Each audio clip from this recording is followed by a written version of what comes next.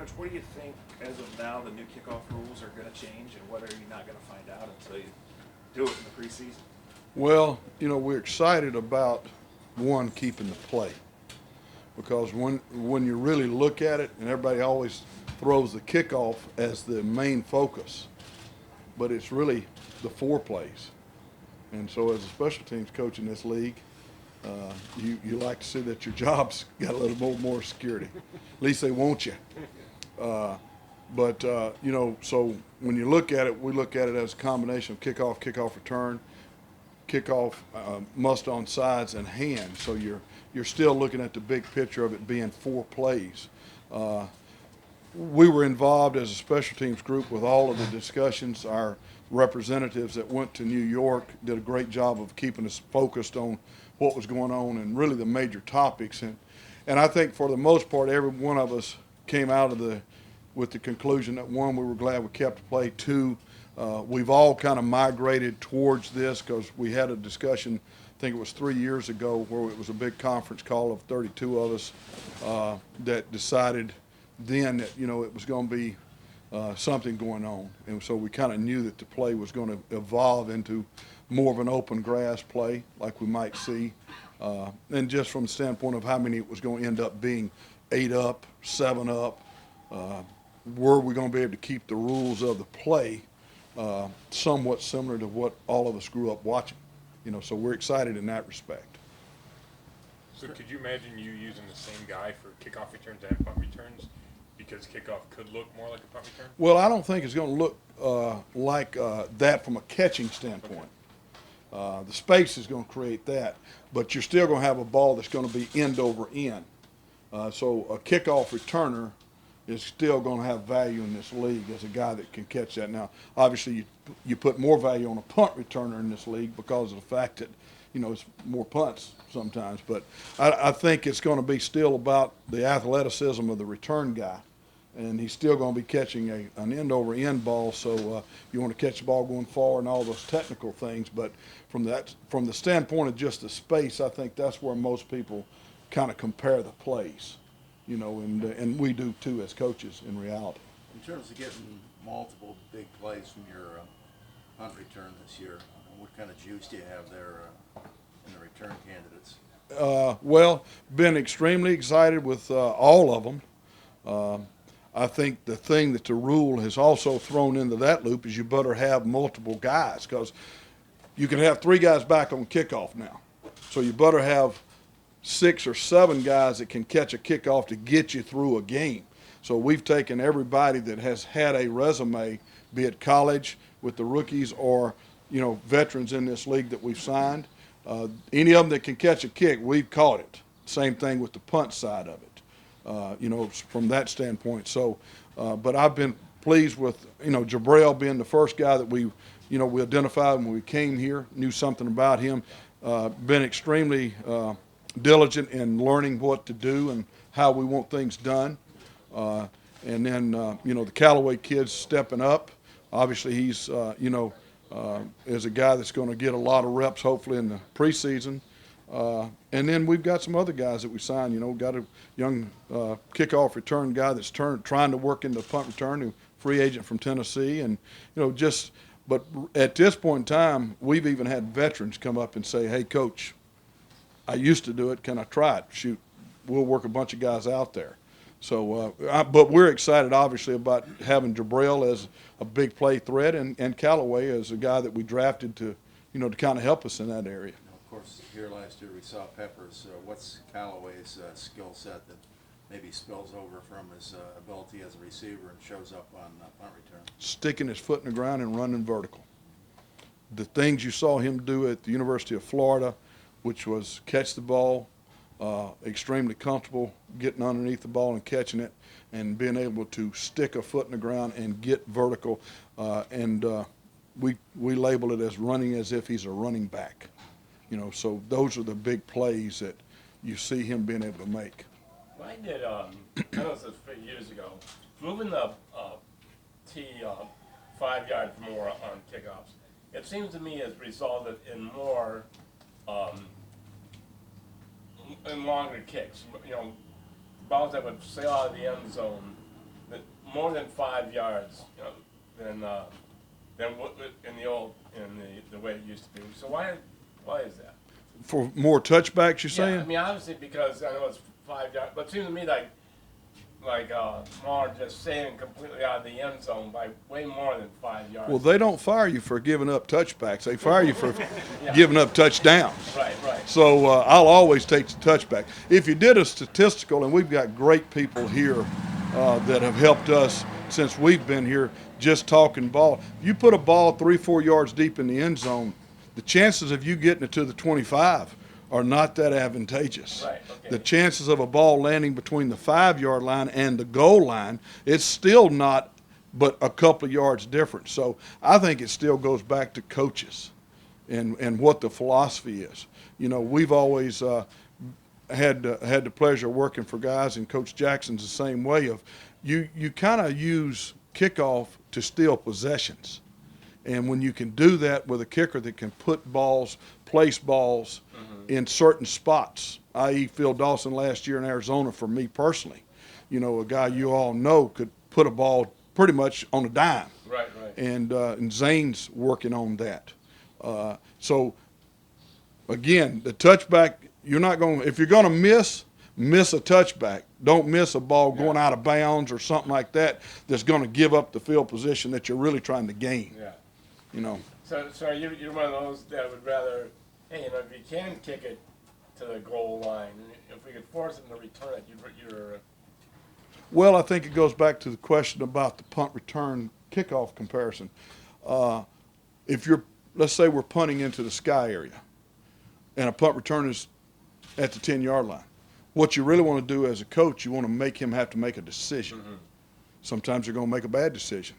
You really want to try to put it a little bit over his head to make a decision and field the ball inside the 5 so you get those opportunities for your defense. So the same thing is on the kickoff. It'll all kind of work itself out based on how the configurations of the 3 men in the back end are now on kickoff as we go through it.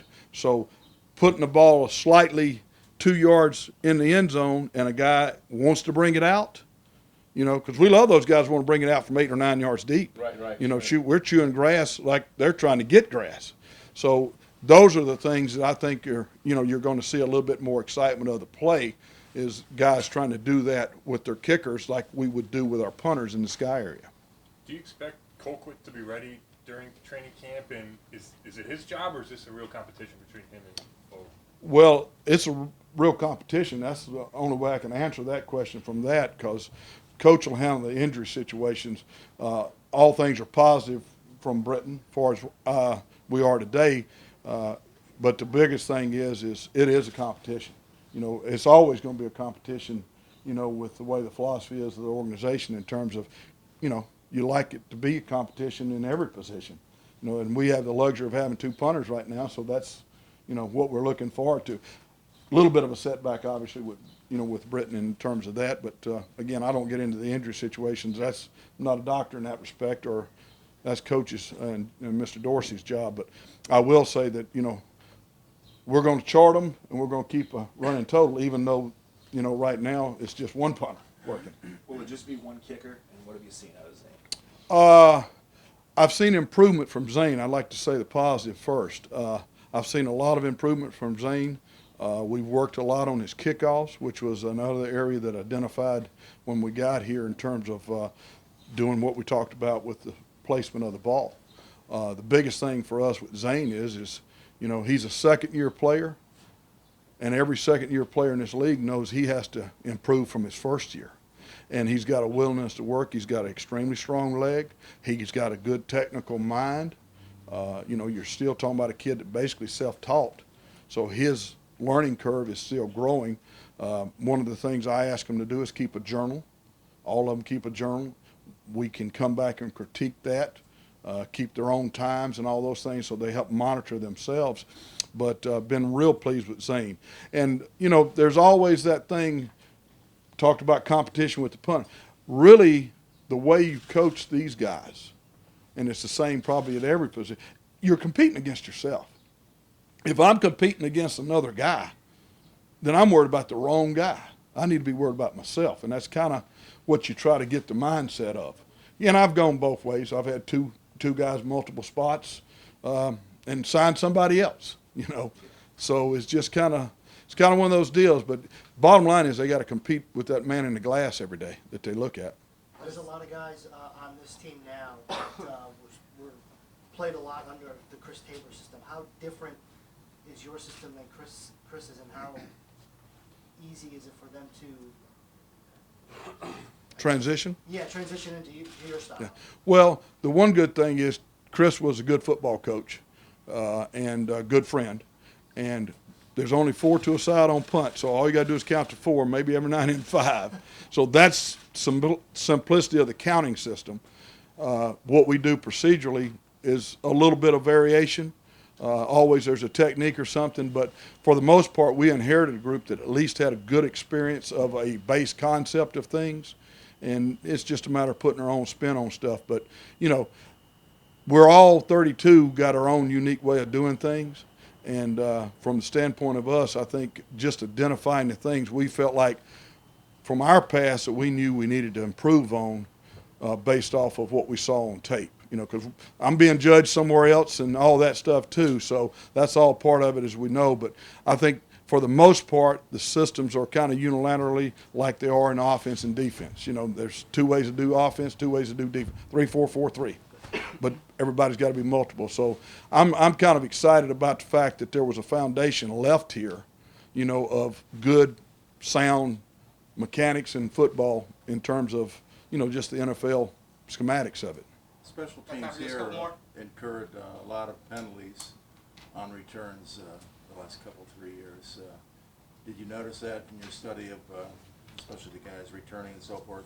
Is that a priority to figure out ways to eliminate most of those penalties? First of all, that's one of our first goals is to be one of the least penalized teams in the league. We had an opportunity to do that at the last 2 places I've been because we put a high premium on not giving up field position through a penalty. Pre-snap penalties and stuff like that included in that, and jumping off sides on 4th and 5 or less. But it always goes back to technique. You're going to see a lot of this with the kickoff return. You're going to see people in some trail position on kickoff return that's never been really an emphasis on kickoff return because most of the time it's going back at them. But we don't allow jersey pulling in practice. We don't allow, horse collaring, block type techniques. So I think it's what you allow to happen if you don't correct it immediately.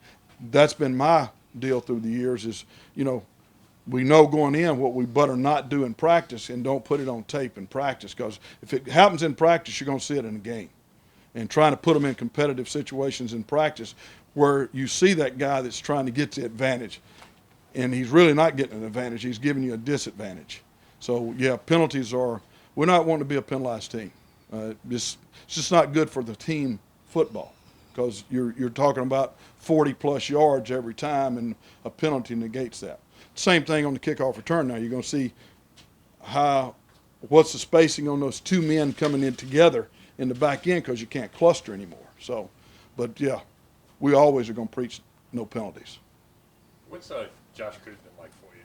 Oh, geez. He's a legend. The biggest thing is for me, and it's been great for me and Sam, because Sam's coached enough in college, now to be an experienced coach, just his enthusiasm. He invented a drill for us this spring, and I don't know whether I was more excited about it or he was, because we call it the Cribs drill, and it was a tackling drill. It wasn't even a return drill.